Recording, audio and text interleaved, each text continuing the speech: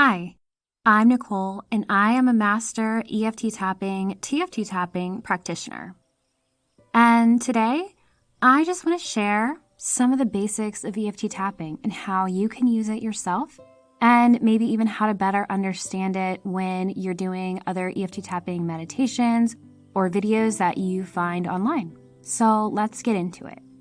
EFT stands for Emotional Freedom Technique. And it literally means what it sounds like. It is meant to give you emotional freedom. And this is an alternative treatment that is most known to help people with emotional and physical distress. But as we'll get into, you can also use it in other ways as well. With this technique, we use the physical avenue of tapping along with talking ourselves through an issue that we are currently having. And while we tap, we talk through the negative of an issue, and then we go on to the positive or the other side of the issue, allowing us to physically and mentally move the issue we are having through our bodies. Some great issues that can be worked through in this way are anxiety, depression, fear, feeling alone. Honestly, the list goes on, but these are just some great examples of how EFT tapping has been used before and how you can use it for yourself.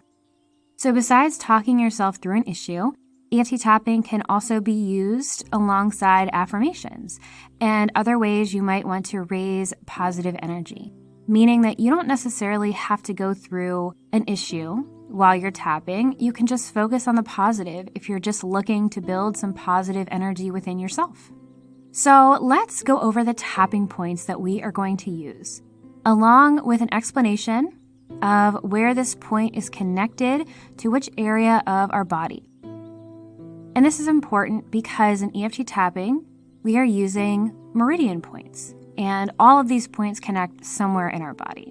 So it's important to just understand where they're connected to, just so you can get a better understanding of what we're doing today.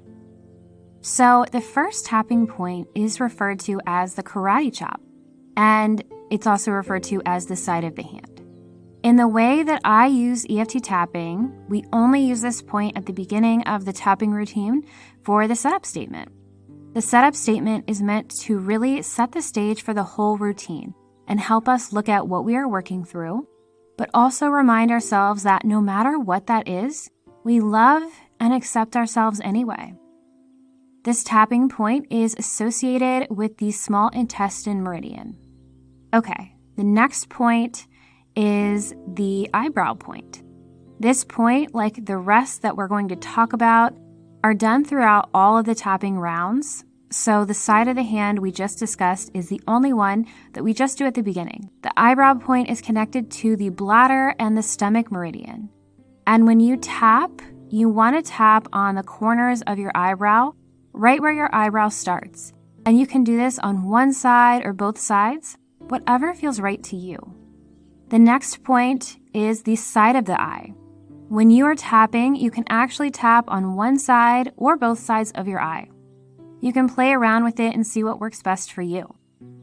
This point is connected to the triple wormer meridian, and it also connects to the gallbladder meridian and the small intestine meridian. The next point is under the nose. This point is connected both to the governing meridian and the large intestine meridian. The governing meridian actually runs from your lower back, below your lower back, all the way up over your head and down to your nose. This meridian actually supports many of your energy functions. The next point is under your mouth or your chin.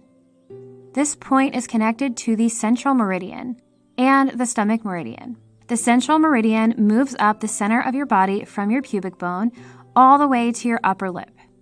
The next point is the collarbone. I generally tap right under the collarbone lightly on both sides with either one hand or both hands. Again, just play around with what feels right to you. This point is connected to the kidney meridian. The next point is under your armpit.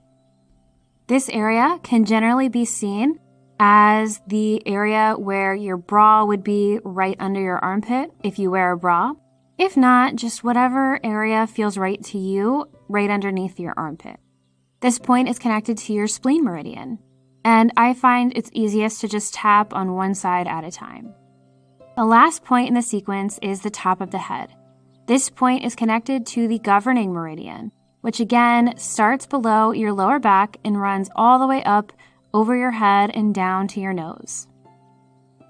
Now that we've looked at all the tapping points, let's talk about the actual tapping.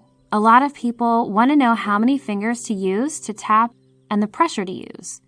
But I'm just going to say that this is something that you will need to play around with for yourself, as it's hard to tell you what will work best for you. But tapping should not be painful. You may feel a little sensitive in some areas, but it shouldn't be painful, so I would tap lighter if you're ever in any pain. Also, the amount of fingers, in my opinion, doesn't really matter as long as it's not painful to you and it feels good to you. So I would say just play around with what feels right to you. So that's just a little introduction to EFT tapping, and I hope that was helpful to you, and you can use this to do EFT tapping on your own or to even better understand EFT tapping when you listen to different meditations or different tracks online. So thank you so much for listening today.